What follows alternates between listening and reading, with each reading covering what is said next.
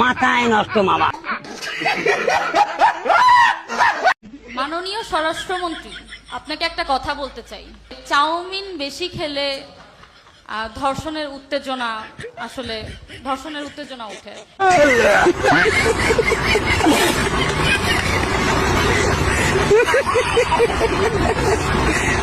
চট্টগ্রাম শহর পানির উপর ভাসছে না। চট্টগ্রাম শহর সুন্দর আছে, যেরকম ছিল সেরকমই আছে।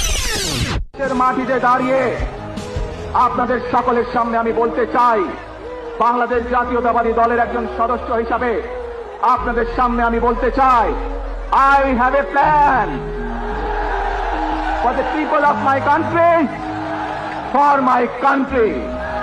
পাবলিক বুঝা গেছে আমরা নেতারা যে কত বড় খানকির পোলা। ইতিহাসে যে ফেরাউনের পতন হয়েছিল মুসার হাতে, সেই মুসা মেসি হয়ে ফেরত এসেছে। তোর কপালে জুতার বাড়ি হারামি। যারা পর্তুগাল, যারা ব্রাজিল, যারা জার্মানির সাপোর্টার, যারা মিশরের সাপোর্টার, এই যারা গুপ্ত, তাদের কখনোই জয় হবে না। তোরমা হেডা গীতা, তোরমা হেডা। আমরা ডক্টর মোহাম্মদ ইউনূসকে 5 বছর ক্ষমতায় দেখতে চাই। ডক্টর মোহাম্মদ ইউনূস দেশে বাইরে গিয়ে কি বলেছিল? বাংলাদেশে একটি দল ছাড়া কেউ নির্বাচন চায় না। পল্টন না তো ভাই, পল্টনের বক্তব্য একটু শোনেন। সেটা রাজনৈতিকভাবে ম্যাচিউরড। আচ্ছা ঠিক আছে। ছাত্র রাজনীতি কেমন হওয়া উচিত? আমি চাই বাংলাদেশের ছাত্র রাজনীতি নিয়ে শিশুরা ছোটকাল থেকে স্বপ্ন বুনুক। আমি রাজনীতিবিদটার মতো হতে চাই, আমি বড় হয়ে মন্ত্রী হতে চাই, আমি বড় হয়ে ছাত্র সংগঠন প্রেসিডেন্ট হতে চাই। অফকোর্স ধারণ করে মাননীয় শিক্ষামন্ত্রী মিলন সাহেব যে বলছেন বড় হয়ে কার সাথে রাজনীতি করবে, জাইমা রহমানকে, এটা হচ্ছে দেখেন, এটাকে ভিন্ন খাতে নেওয়া হচ্ছে এক প্রকার। ছাত্রদল সবচেয়ে বড় স্টেক হোল্ডার। और अभी तो रुको, क्लाइमैक्स अभी बाकी है। 240 জন তাদের ডেজিগনেটেড লিডার, স্টেক হোল্ডার যে তাদের পড়াশোনা চুলদারি পেয়ে গেল শেষ হচ্ছে।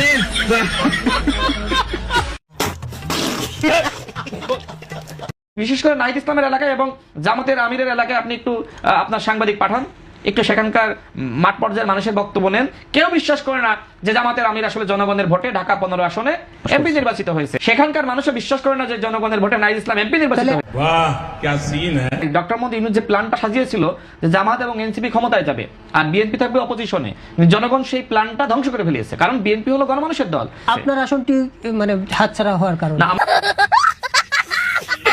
প্রকৃতি কিন্তু শাস্তি দেয়। ধরেন আমি অনেক বড় অন্যায় করেছি, আমার বাচ্চা তো কোনো অন্যায় করে নাই। আমার বাচ্চা অন্যায় করেছে? আমার বাচ্চা দেখতে যেমন হোক, আমার বাচ্চা আমার কাছে রাজপুত্র। আমার বাচ্চাকে আপনারা যেভাবে বুলিং করতেছেন, আমার বাচ্চাকে নিয়ে কথা বলতেছেন, আল্লাহ সইবে না। এটা কিন্তু একটা নায়িকা না, একটা মা আপনাদেরকে অভিশাপ দিচ্ছি। অভিশাপ দিতে হয় না, কিন্তু অভিশাপ না মন থেকে চলে আসে। যে সমস্ত মানুষ আপনারা আমার বাচ্চাকে নিয়ে কথা বলছেন, তাদের সবার বাচ্চাদেরকে আল্লাহ যাতে সুস্থ হিসেবে দুনিয়াতে পাঠায়। মিস্টার রাশেদ, না, আপনি আসলে মানে আপনি আসলে কোনো ইয়েই নাই, আপনার রাজনীতি করাই উচিত না। এখন শিশুকালে রাজনীতি করতেছেন তো, একটু চুলটা পাকান রাজনীতি করে। নিজেকে ওই ইয়ের তালে রাখবেন। রাশেদ খান 2018 সালে নেতৃত্ব দিয়েছিল বলে আজকে এখানে কথা বলতে পারতেছেন। পরবর্তীতে তো এই বাংলাদেশে তো সবার আগে শেখ হাসিনাকে এটা কিন্তু বাপের রাশেদ খানই তো বলেছে। শেখ হাসিনার কটূক্তি করার মামলাতে আমি খেয়ে জেল খেটেছি, আপনি তো করেন না। 100 কে জেল খাটেন, আপনি কয়বার জেলে গিয়েছেন? আমার দোকান লুট করছে, তারেকের লাগে আরেকটা আছে, দাঁড়িওলা এ বেশি লুট করছে।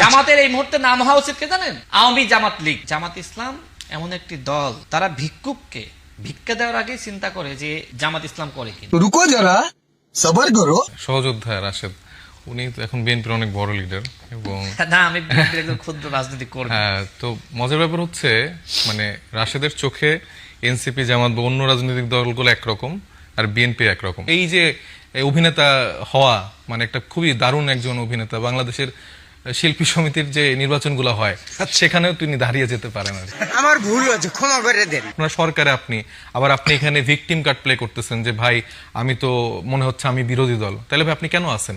আপনি আগের মতো 17 বছরের মতো একটা শীতনিদ্রায় চলে যান, আপনি আবার গর্তের মধ্যে লুকিয়ে যান। মাননীয় স্পিকার, বক্তব্য পরিষ্কার, যারা গ্রাহকের টাকা লুট করেছে ওই সমস্ত ব্যাংক খেকো, ব্যাংক ডাকাত, ব্যাংক লুটেরাদের কোনো ক্ষমা নেই, কোনো ক্ষমা হতে পারে না। মাননীয় স্পিকার, তারা পৃথিবীর যেখানেই থাকুক ওই ফিরিয়ে এনে তাদেরকে ডিম থেরাপি দিয়ে তাদের এই টাকা আদায় করতে হবে। মাননীয় স্পিকার, ভিডিওটি ভালো লাগলে লাইক, কমেন্ট ও সাবস্ক্রাইব করে পাশে থাকুন। ধন্যবাদ।